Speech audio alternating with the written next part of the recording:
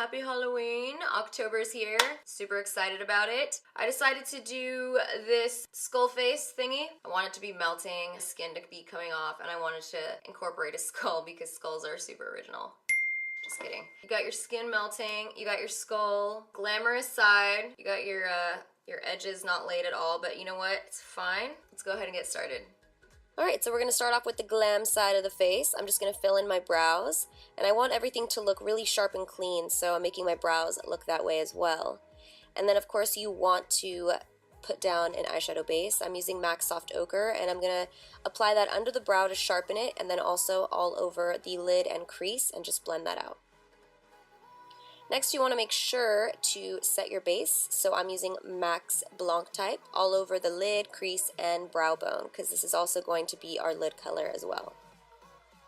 Next, you want to apply your transition shade, so any warm brown color. This is Burnt Orange by Anastasia Beverly Hills, and I'm just going to take that into my upper crease on the outer part of the eye, and also take it all the way to the inner corner. To darken that, I'm going to be using Carroty shadow in the shade Safe Word, and this is just going to make it pop a little bit more.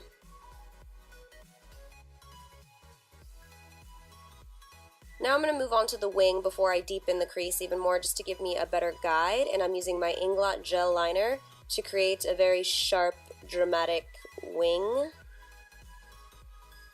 Gotta work it out, work it out. See, I start thin, and then slowly you just kind of build it up. There we go. And I'm going to take a pencil brush with some black eyeshadow now and connect the outer part of the wing to the outer crease area. And then take a blending brush after you do the harsh line just to kind of smoke it out a little bit, make sure it's nice and blended. Put on some lashes. These are Knockout by House of Lashes. And then picking up a white eyeliner pencil, I'm kind of bouncing around here. I decided to just give myself the outline that I want of the drips and also just where the skin turns into the skull.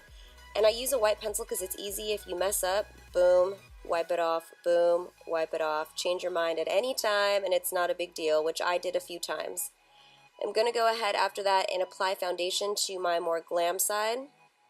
You can do this part before the white pencil too, it might be a little bit easier, but you know, I was on the fly with this video, so I'm just going with whatever my mind tells me at the time. And then I'm just going to apply some concealer. This is the NARS Creamy Concealer in Ginger, and then setting it with the Laura Mercier Translucent Powder. Going back into the Burnt Orange shadow, I'm going to apply that on the lower lash line, and then taking some white eyeliner, I'm going to open up the eyes with this and continue to smoke out that lower lash line with some black eyeshadow as well. So in a second here, I'm about to have a change of heart. I really thought I wanted that like more doll look with the white, but then I decided I wanted a more smoky look, so I took the white liner off and switched it out for a black kohl liner just to make it look a little bit more smoky so that it would match up with the skull side better once I was finished. Taking the same lashes that I used on the top lashes, I'm flipping them upside down, I cut them up, and I stuck them on the lower lash line. Dipping into my Mayron face paint palette, which I'll link down below, I'm going to pick up some paint. I started with gray, but I think starting with black is just as good. You can put the darkest color in any curves, like you see here. I decided to go in with black, and then I use my finger to smudge it out. It just makes it easy to blend for me this way so that it looks like I have depth in all those curves. You always want to put the darkest shade in the curves of your drips and then lightly gradiate it out so the center looks more hollow. You just have more depth and it actually looks like those drips are coming off of your face. Alright, and I actually decided to keep this part in because I didn't really like the way the drips were looking. I decided I wanted to make them a little bit thinner, so I went in and outlined them with a small detail brush and made them just a little bit thinner the second time around.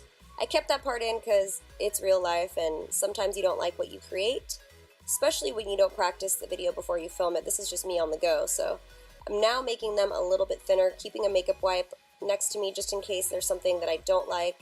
It's easy to wipe away and then do it again. And then fill them in just like I showed you the first time. I just didn't want to do that step again. Taking that little detail brush, I'm going to fill in the nostrils of the skull and kind of put little dots around your drips so that it looks like your skin is slowly deteriorating, so you have like little holes of skin missing flesh. taking a black kohl liner, and I'm going to start working on the skull side of the eye, filling in the waterline and making sure that no lash line peeks through once I apply this. You can cover your brow if you want. I did with some concealer because my brows are really light, or you could just paint black right over your brows if you have thicker brows and you don't feel like covering them. I'm just going to fill in the whole eye with black face paint and set it with black eyeshadow. And you can see there that I left a little bit of flesh peeking through because I'm going to use white to highlight that later for more depth on the eye socket. Now I'm taking my white face paint and basically filling in the whole skull side. I like to really start with my cheekbones and giving myself that skeletal shape, and that way I have a better idea without using black where the skeleton part of the face will be, and then anywhere that there's hollows like my cheekbones where I usually contour, I know that that's going to be black, so as you guys can see I'm not filling that in with the white. While I'm here, I'm just going to go ahead and add a little white highlight to the center of these hollows over here.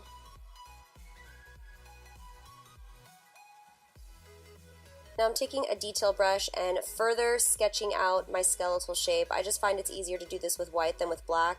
That way, like I said earlier, if you mess up, you can just wipe it away and you're good to go. So once you know that you have your skeletal shape going on, you just want to take the white face paint and kind of make sure everything is super white and fill everything in nice and neat. And now that I did that, I can safely go in with the black, knowing that I have my shape down already. So I'm just going to kind of fill in all that negative space. So you know, you want to fill in the temple and then also the mouth area here. I'm just filling it all in with black, and this part you just want to make dark and then fade it towards the teeth. You know, it's easy to use your finger for that. Just kind of take your finger and fade the black into this teeth area here. And now for the teeth, I'm just following the shape of my own teeth with a fine detail brush and black face paint. I watched Crispy's video because she makes teeth look so easy. If you want a better teeth description, go to her video. I still can't get it right, but I tried my best, so definitely check hers out. She's like queen of skulls. Then with very little face paint on my brush, I decided to give myself more of a tooth-like shape. So in my mind, I was thinking Hershey kiss, Hershey kiss, Hershey kiss, trying to draw that out as my tooth shape, and then filling in the gaps between the teeth with some black eyeshadow to give it more depth. Now that you have the base of the skull, it really comes to life with shadowing. So look at a picture of a skull and kind of try to mimic that skull's shadows with any matte brown eyeshadow that you have. I took a pencil brush first and then really went in with the blending brush to gradiate all those edges, make the eye socket look like it's popping out, make the jawline look like it's popping out. Just always have a picture of reference nearby, and it makes it so much easier because right now our skull is really flat and it doesn't look that exciting, but once you start shadowing it with an eyeshadow, it really brings it to life, and that's what makes a skull look really cool. So just look at a picture and try to follow it as best as you can, and also make sure you shadow anywhere where the skin meets the skull because you want depth there as well. And then lastly, I'm going back into that hollow that I left over here in the eye and hitting it with some white face paint. Same thing with the nose area. Now it's time for the fun part. This is the Mayron 3D Flesh Gel. You're going to want to heat this up. Make sure you read the directions. All you're going to do is pour the gel along all the drips that you've made yourself.